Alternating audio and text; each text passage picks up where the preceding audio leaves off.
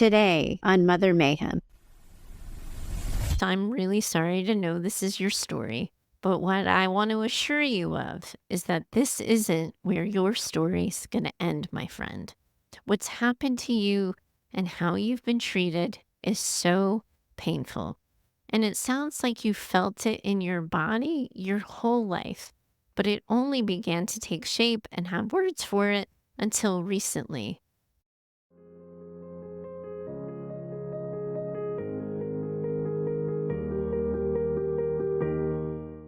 Welcome back to Mother Mayhem, the Narcissistic Abuse Recovery Podcast for daughters. Hi, I'm your host, Heather Gray, and today I want to talk to you about fawning, what it is, how to stop it, and also how to stop attracting the type of people into your life who see and take advantage of your fawning tendencies.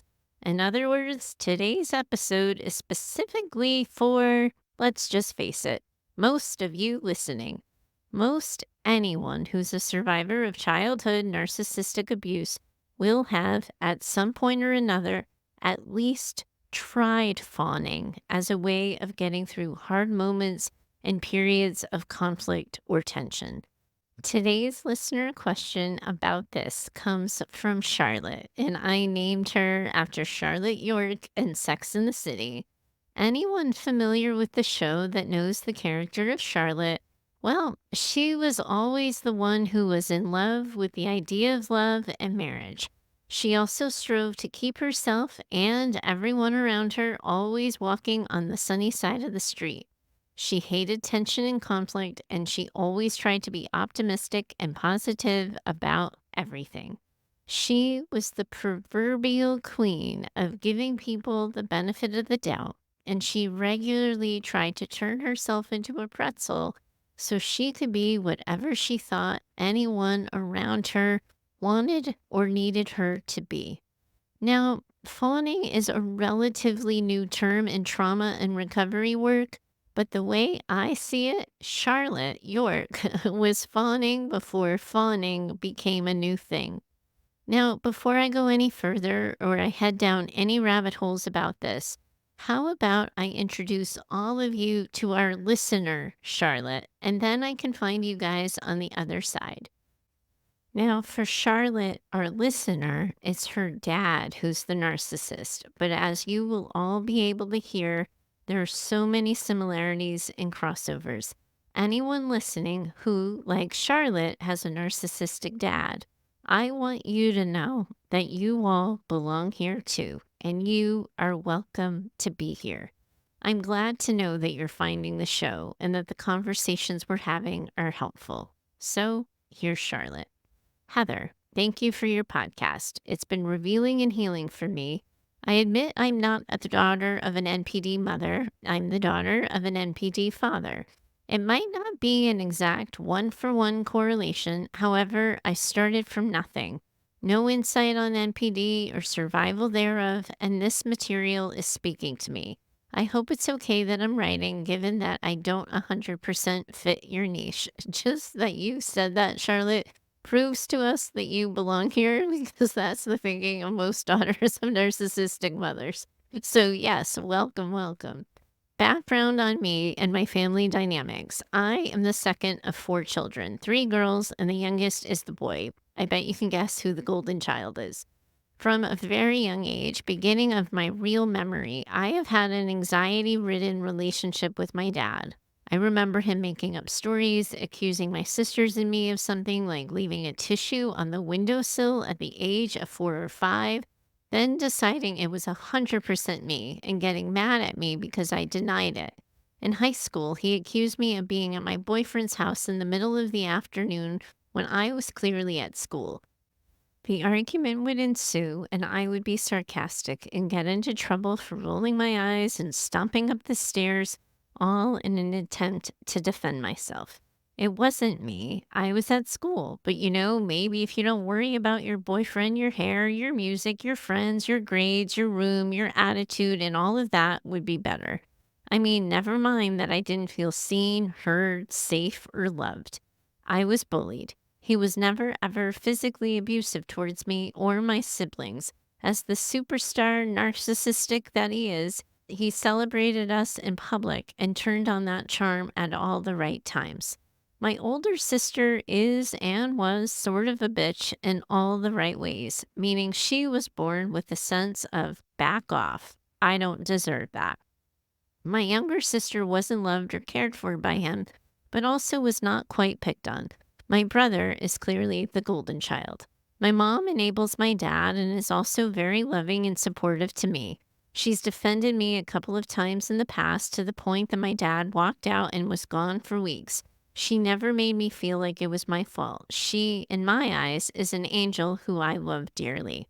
One other piece of information that is likely important is that my dad was gone a lot. I loved it, quite frankly, but it was the reason he used to justify why he was the way he was disconnected, cranky, very important, etc. He was raised by a physically abusive, narcissistic, personality disordered drunk who died when he was very young. My dad is also a functioning alcoholic. He's incredibly intelligent. He holds a patent.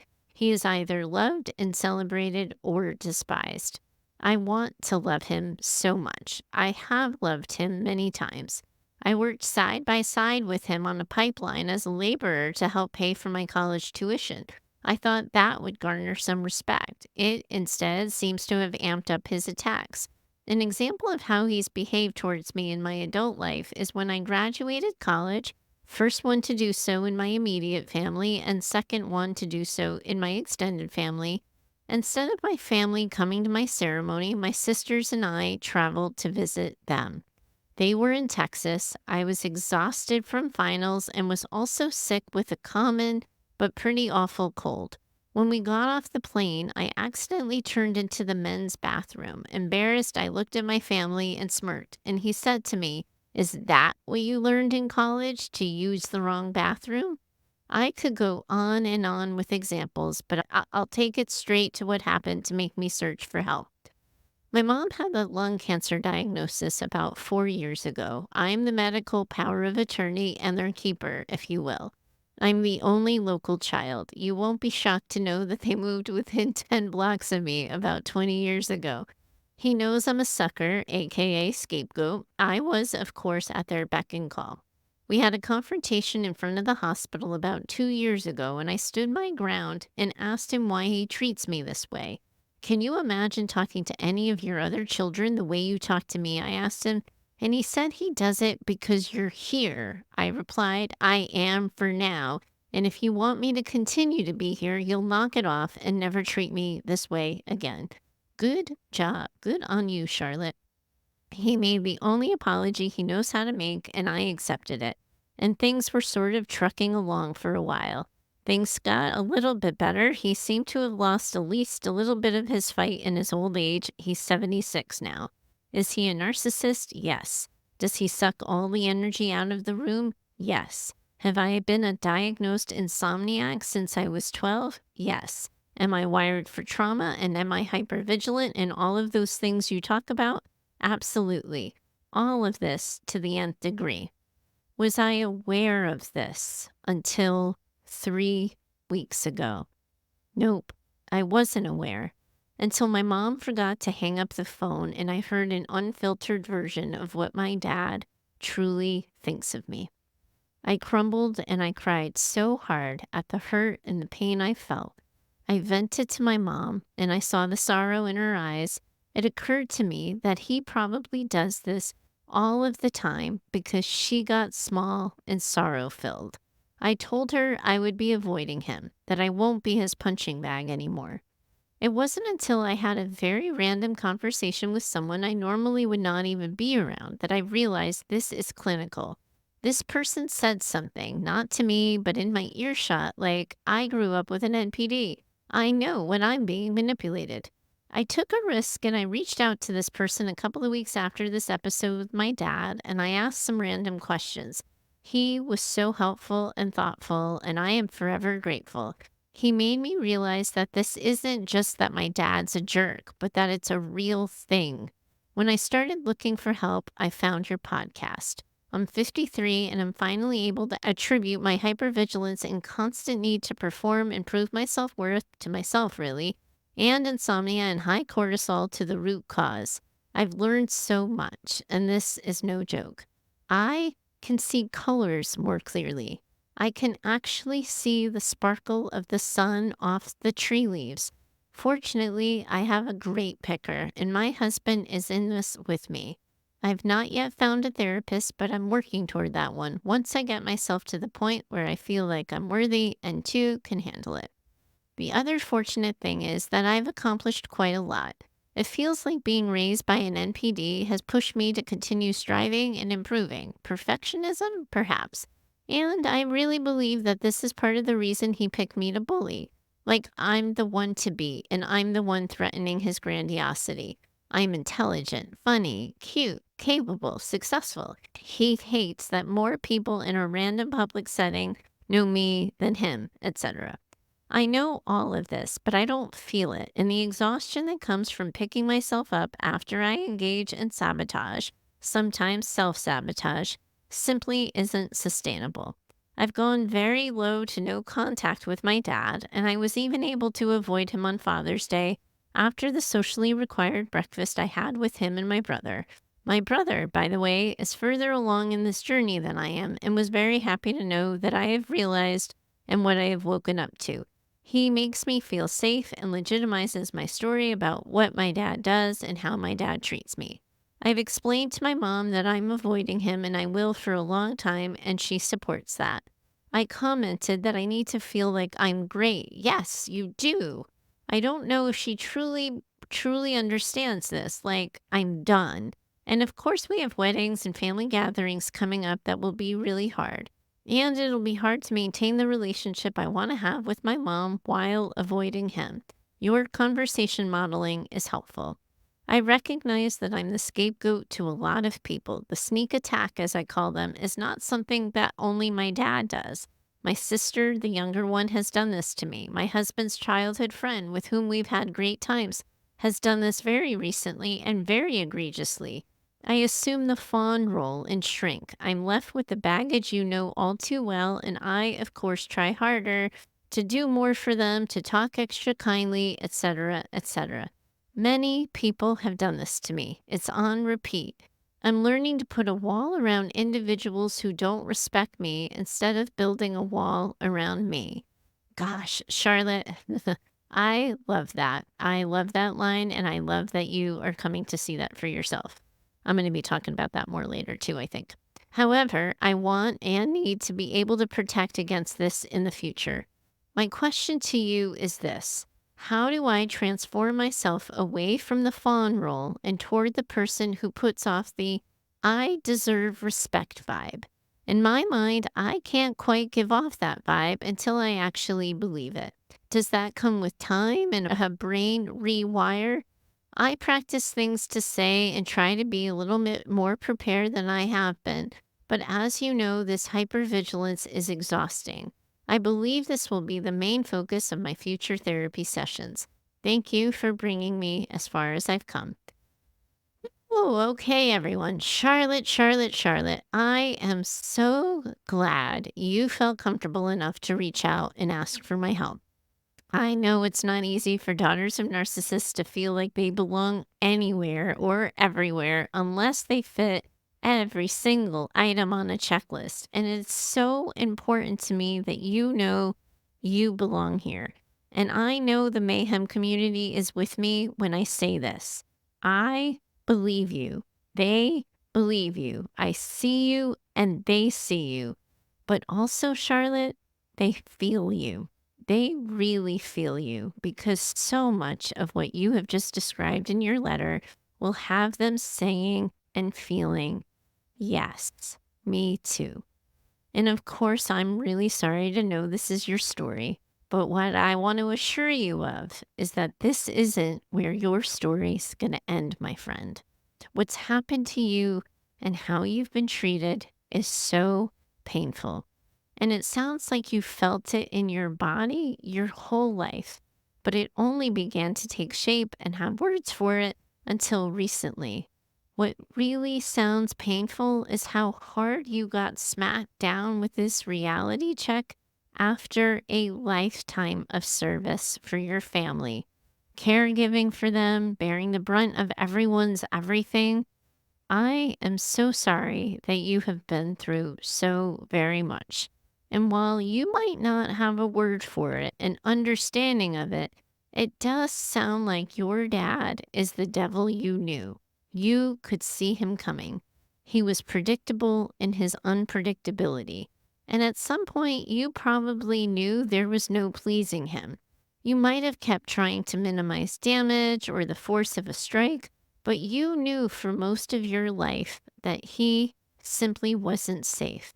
He couldn't be trusted, and he wasn't someone you could rely on to take care of you. Here's why I think you might have gotten stuck, though. It's the same place where a lot of people listening have also gotten themselves stuck. Your dad did damage, but because you could see him coming, it wasn't actually him who dealt that fatal blow. It was everyone else, Charlotte, who enabled him. It was everyone else who failed to protect you or defend you. It was everyone who let you take the brunt of the abuse to spare themselves. Charlotte, what you heard your dad say, well, that had to have been a gut punch. But you haven't shared here what it is your mother said in response. And of course, I'm glad to know that she took care of you. Of course. And Charlotte, this one's going to hurt a little bit. But I've got to ask you here. So let's all of us just take a deep breath for a second, because this is also going to be true for so many of the women listening along with you. You don't find this show, and you don't need this show if this isn't also what's true for you. What did your mom do and say in response to your dad?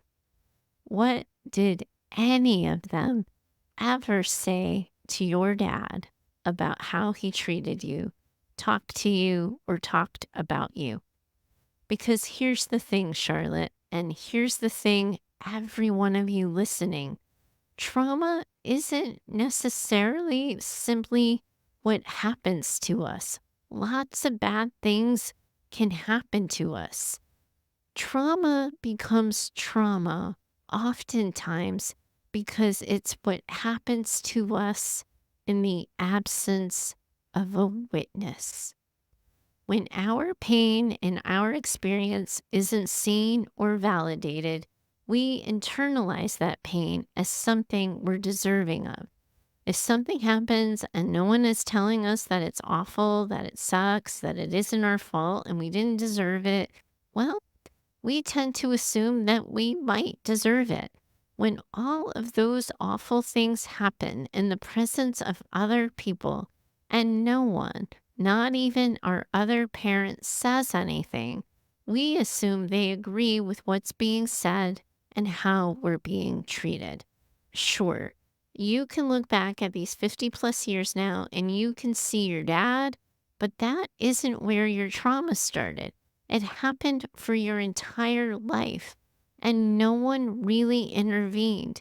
And quite frankly, some benefited from you taking the heat and the attention off of them.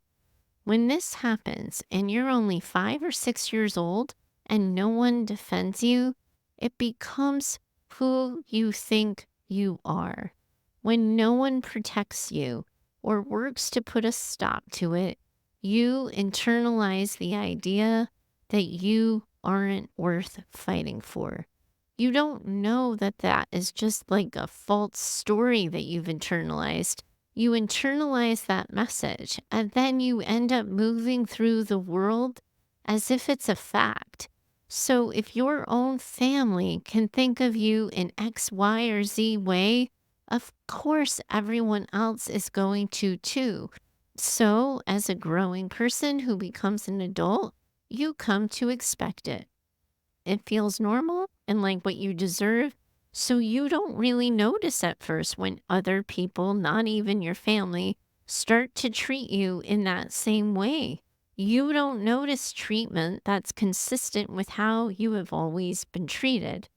That's why so many survivors of narcissistic parental abuse end up having narcissistic spouses. They recognize the treatment, it feels familiar, and they end up associating it with love. They don't realize that it's abuse because that feels familiar, and they don't realize it isn't love.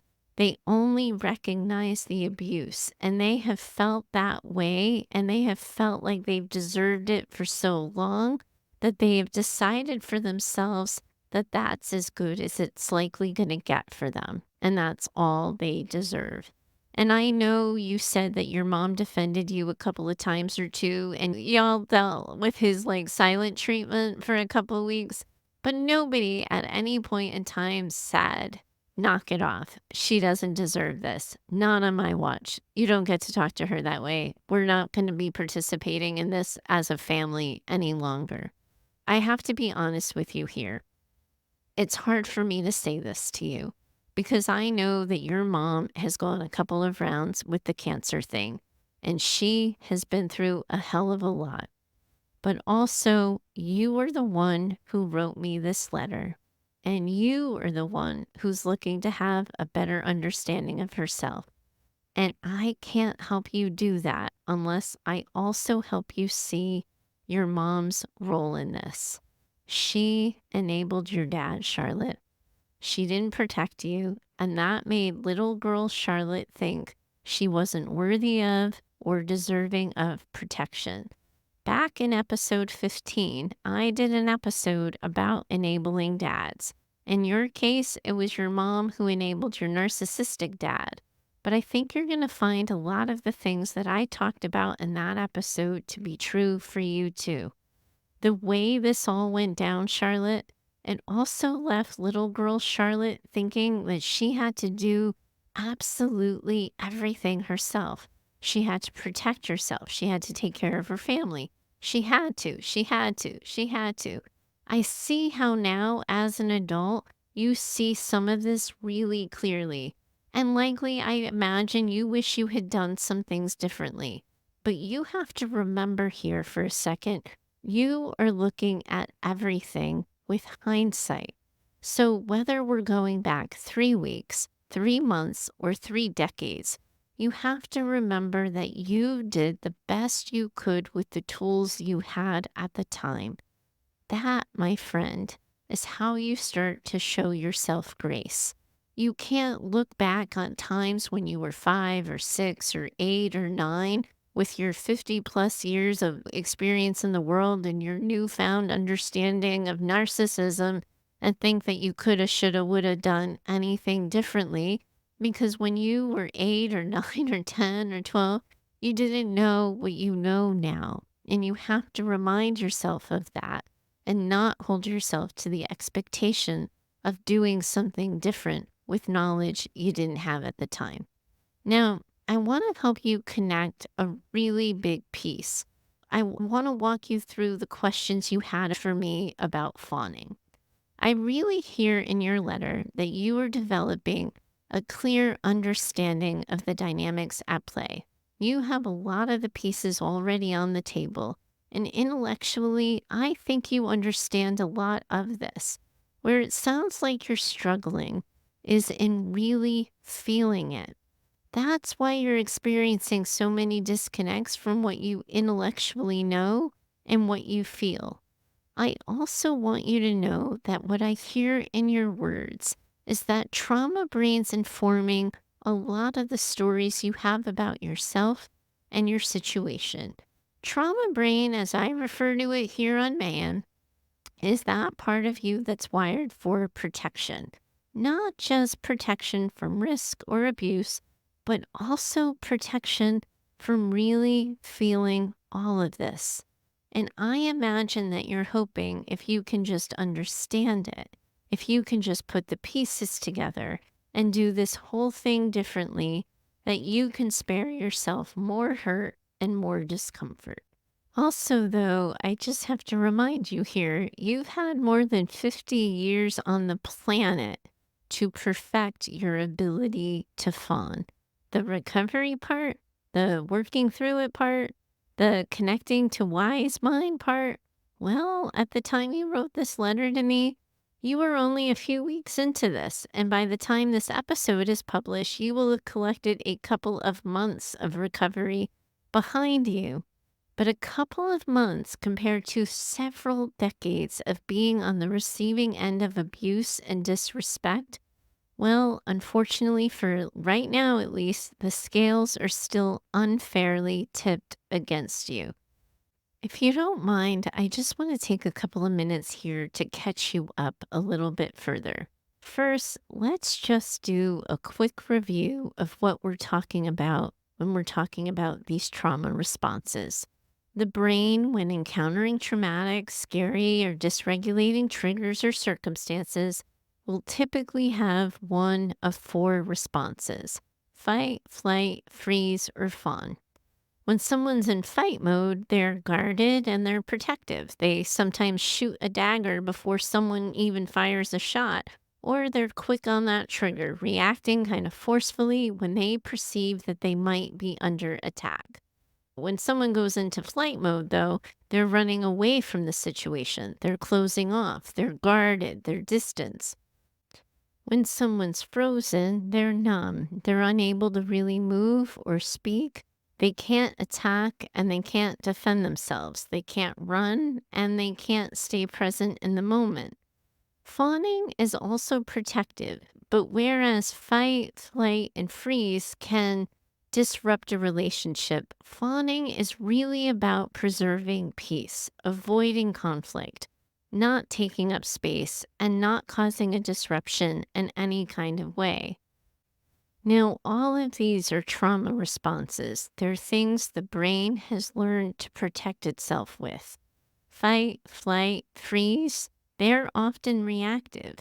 Something has happened, and one of those things is in response to whatever is in front of them. So someone might choose fight, flight, or freeze. Fawning is what I call the prevent defense. Now, I'm a huge American football fan, and prevent defense is when the defense makes a move before the offense can even do something. So fawning is anticipatory and it's avoidant. Fawning means showing up, participating, acting, communicating from this place of people pleasing and conflict avoidance. So fawning's about preventing a trigger from even happening or minimizing the size of the attack by getting ahead of it. This, for some of you, is going to look like reading a room, anticipating a need, over delivering. Someone who fawns might agree with everyone, especially the abusive people. You might find yourself apologizing a lot, making yourself smaller, making yourself the problem before someone can tell you you're the problem. Many of you who struggle with fawning are often going to find that you overcommit yourselves a lot. You say yes to things that should have been no's. You sacrifice your time, your energy, or your money to appease or please others. And doing all of this often means that you end up suppressing your own needs. Now, you'll hear in listener letters and from other trauma survivors that they don't always know their wants or needs because they've never been able to consider them, get curious about them, or even take time to know them or understand them. So, as you might expect, as a result, they end up feeling like chameleons because they simply report to like what the majority of people likes. Also, all of these trauma responses make it oftentimes so you know more about other people and about their wants and their needs more than you know your own. Now, remember what I said about how you internalize the messages from your family who enabled your dad's abuse. You internalized, Charlotte, the idea that you weren't worth defending. And if your own family treated you that way, of course, anyone else would too. So, energetically and subconsciously, you find yourself scanning your environment for someone who treats you in that same predictable manner. That's why you feel like a magnet for users and abusers. The other thing is you're dealing with something that has simply become a habit for you. For decades now, you, Charlotte, have moved through the world by fawning, not just when your dad might be around, but when anyone might be around. Because remember what I said. He said X, Y, or Z. No one came to your defense, so you thought you deserved it and you thought everyone would agree with him. So when you were asking me how to stop fawning, that is actually a really big ask because after all these years, fawning has become your automatic response. It's how you move through the world. It happens now for you on autopilot without you even having to think about it. So, in order to stop fawning, we need you to connect with your body. You might not know your wants or your needs are, but you know what feels good in your body and what doesn't. So, that, my friend, is where we start. I'd like to encourage you to just take a moment and look at your life and do a quick scan. This is a really good exercise for all of you listening. So grab those pens and grab that paper. Think about where you work, where you live, how you spend your time, and think about the people who are closest to you. Do a rundown of all of those things and think about how your body feels when you are in those situations. Make a list of who makes you feel safe, where you feel seen, and where you can let down your guard. I hear in your letter that you feel this way with your husband. Where else do you feel it? With who else do you feel it? Then try to consider what these people do or how they move through the world to create that sense of safety for you. After a lifetime of not considering what it is you want or need, it is hard to start naming things. But if you can start to identify where your needs are already getting met, you might be able to reverse engineer some things from there. Now, I really like how you said that you've started to put walls around people in situations that make you feel dysregulated. I must be honest, I've already stolen that line, by the way, and used it with clients. It is such an empowering way of considering boundaries. I really, really love it, Charlotte, and I want everyone listening stealing it. So if you get $1 from everyone who steals it after listening to this, you're going to have a few more dollars in your pocket, my friend. I want to thank you for teaching me something in that description. It was really, really quite moving. I've shared it with clients, I've shared it with a couple of friends of mine. I told my husband about it. I really love the frame that that offers. So thank you, Charlotte. 3 weeks and you're teaching me who I've been in this thing for quite a few years longer than that. So thank you for that. I appreciate you and I appreciate what I learned from you. So let's just move on a little bit now. Now, once you know the places, the people, and the situations that work for you and that feel good in your body, you can start to do an assessment of what or who doesn't feel good in your body. And I can hear in your letter that you've already started to do that a little bit too. So, when you start thinking about setting boundaries, the honest to goodness truth of the matter is that you are going to have to decide who is worth the work. Boundary conversations, correcting people, and taking back access to you is exhausting. And some people are simply not going to be worth the work of doing that. You're not going to get back enough from them. They aren't going to offer you enough. They're simply not going to be worth it. And you have to be okay with that because they've earned yeses from you. You've acquiesced to them when you weren't awake in your own life. And now you're awake and you're aware. And you're now in a position to consciously choose who has access to you. And this is you in wise mind. And you, in wise mind, will likely be and should likely be more discerning. Then, once you look at who makes the cut, so to speak, you can look at what you have been allowing and what you need to stop allowing. I like to be transparent with people when I am setting a boundary on something that I used to let slide. It can sound something as simple as, hey, I know you're used to me being the butt of jokes around here, and I regret allowing myself to be treated in that way.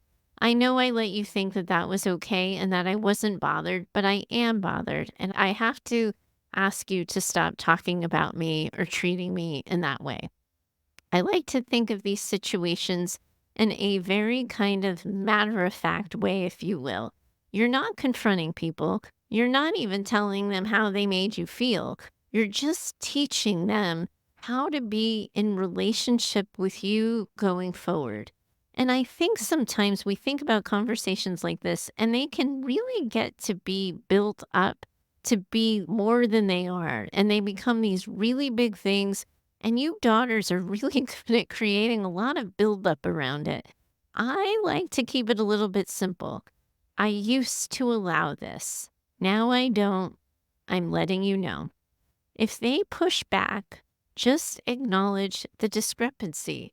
They're showing you who they are. Believe them. Any sign of a pushback, mocking, or disrespect of a boundary tells you everything you need to know. Thank them for letting you know that that doesn't work for them and wish them well. Now, I've said things like, yes, I know I used to be flexible with my schedule, but I've started to realize that I wasn't respecting my own time. I understand you like the freedom of a flexible start time. I can't offer you that any longer, and I encourage you to find someone who can. I've also said, hey, I know life's been really stressful for you and it's been hard to not be irritable, but I'm not the person making you so irritable. So I really need you to not talk to me in that way. I see the stress that you're under and I have tried to be understanding, but I was understanding at my own expense. I can't be made to feel like the punching bag for people on their bad days. I have to stop putting myself in that position just because I understand what you're going through. And I hope that makes a little bit of sense to you. Now, you asked me to help you believe, Charlotte, that you're deserving of more respect and that you don't have to fawn. Confidence and self worth cannot be found by talking about it. I can't, my friend, talk you into confidence. I can't talk you into believing in yourself. I can walk you through the pattern of why this has happened for you, but the shift in your thinking doesn't come until you change your behavior. When you see yourself acting with self worth, you start to believe that you have it. When you see that kind of behavior become a pattern and your automatic response, you start to feel your self worth and confidence because you are acting as someone who has it. Now, I know it probably felt at least a little bit strange to pull back from your dad. And I bet seeing yourself do that has also helped you begin this transition and how you're thinking about yourself. Then, to really shift how you move through the world and really start to change who it is you attract, we have to break your automatic habit of fawning. There's a little method to my madness here. First, we had to clear the deck and we had to get rid of the dead weight and the people who disrespect you and whose relationships are simply not worth your time or attention because you're not saving them. Now, we want you to get conscious about the kind of energy you do want to attract, the kind of people you want to bring into your orbit. And if you haven't already listened to episode 34, Choosing Wisely, a heart-wise blueprint for relationships, that is a really good one to revisit. I'm giving you a lot of homework today, Charlotte. You have to go back and listen to episode 15. You have to go back and listen to episode 34. All of you, by the way, listening along with Charlotte would probably do yourselves well by going back to listen to episodes 15 and 34 as well. So, Charlotte, they're in it with you.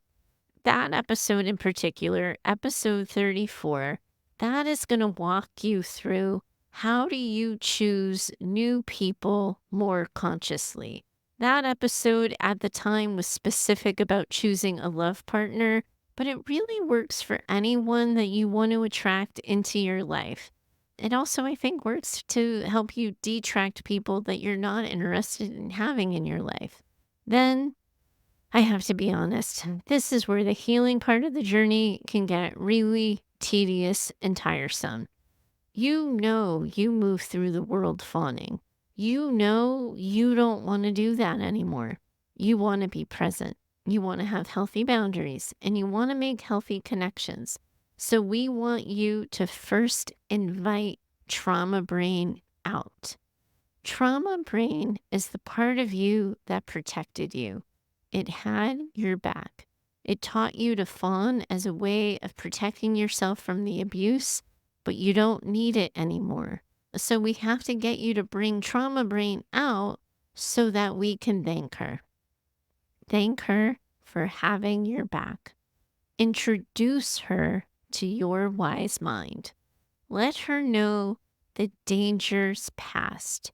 You are cutting and trimming ties with abusive people, so you don't need as much protection anymore. You aren't as afraid of risk, of change, of new people, or new situations. You feel ready to move through the world differently. Then, this is going to sound a little bit weird, I admit. It always sounds a little bit weird to my clients when I bring it up to them. But I want you to take a second and think of a smoker that you have known. Think of a caricature of a smoker if you've never actually known anyone who smokes. And because we want the stereotype for a second. So maybe our imaginary stereotypical smoker, he or she smokes when they wake up. They smoke mid-morning. They have a cigarette at lunchtime, at mid-afternoon, at dinner time, and mid-evening. And then maybe they have another one right before they go to bed. Now, if that same smoker decides to quit, he or she isn't just thinking about not smoking at those times of the day. They have to think about not smoking every moment of the day. Not just when they used to smoke, but they have to consciously choose in each moment not to smoke. As someone who's trying to quit fawning, this, my friend, is going to be your challenge. You can't just think of not fawning before people you dislike. You have to think about not fawning when you enter stores, when you talk with your friends, when you're at work, and even with your husband and other safe people. Not fawning means slowing down and getting present, paying attention to how you feel in your body, asking yourself how you feel in your body, listening to your answer and responding accordingly. It means asking yourself, how do I feel in my body right now? And then, my friend, it means taking the beat to listen to the answer and respond. For many of you, doing something like this right in the moment, well, it's not going to come that easily or natural. It might feel awkward, it might feel exhausting, and that's okay. Just check in with yourself at the end of the day if you can't handle or don't feel like you have the time to do this in the moment. How did it feel in my body today? Was there anything I ignored? Was there a place where I acquiesced? Did I say what I mean and did I mean what I say? Did what happened in my day feel good? Who did I interact with that felt safe? Who felt less than safe? I was recently talking to someone and I was telling them about an experience I had where I felt like I had been walking on eggshells. And in that moment, when I was actually on said eggshells, I wasn't even aware of it. And if anyone had stopped to ask me, Heather, how are you? I would have said fine and I would have meant it because I was so focused on the other person. I wasn't considering how a specific situation was affecting me, only how the other person was being affected. And that's the thing for a lot of you daughters, too. Being the daughter of a narcissistic or emotionally limited parent often means that you have decades of experience living with pain. So your pain threshold is unreasonably high. You might be in pain or discomfort, but because your body isn't on fire in a 5 alarm kind of way, you're not even recognizing it. That's why it's important to do that gut check at the end of each day. Because if you need to take something back, return to a conversation where you didn't speak the truth, if you allowed a boundary to be disrespected, it's reasonable to return to the incident 24 hours later before too much water passes under that bridge. And again, that is how you find your self worth. It's how you find your self confidence and how you stop attracting users and abusers by moving through the world as someone who doesn't tolerate disrespect. Now, Charlotte, I need to gently point something out to you. This conversation we just had, the story you shared, the experience you offered, and my response to it, I hate to break it to you, my friend, that was therapy. You said in your letter that you were waiting to feel worthy of and ready for therapy. And Charlotte, that just made me so sad for you because, of course, you are already deserving of therapy. Of course, you are. I wanted to offer you, if you will, some therapy before telling you this so you could hear me and feel it. You are already deserving and you are already capable. Any kind of therapy that goes too far or too fast for you isn't the right kind of therapy for you. But all you have to do is tell that to your therapist. I'm not ready. I'm not there yet. I'm finding this to be a lot. I need to slow down. If you can tackle your dad head on in the way that you have, I know you can give a therapist that kind of feedback. You have been doing all of this on your own, and you are worthy of and deserving of support and company on the path. I'm so glad you found this show and that you took a chance on it. And I really do hope you consider yourself to be a member of the Mayhem community now, because you absolutely are in a community of women around the world who are in this with you. And I most definitely am too. Bye for now. I do hope you enjoyed today's conversation. If you have a question you'd like me to consider for the show, please do email me over at heather@daughtersnpd.com. You are always welcome to share your story or questions by recording yourself using the voice app on your phone. For best recording quality, please do record directly into your phone without using headphones or Bluetooth speakers. We're building an incredible community as well over on Instagram, and I'd love to see you over there too. You can find us at Daughters NPD. Lastly, if you love what you've been hearing here on Mayhem and have found the show helpful in your own trauma recovery, please do consider becoming a Mother Mayhem sponsor by purchasing simple scripts for saying hard things. It's a resource I created that provides the right words for the hard conversations, and it covers life, love, and work. You'll find a link for that in the show notes. If you know another woman who needs this conversation in her life, please do share the show with her. Your reviews and social shares help spread the word, and I hope you'll consider doing so. Special thanks to Heather Clark for editing the show. She's in my head and knows what I meant to say when the words come out backwards. Thanks so much for your time today. As always, I'm in it with you. Bye for now.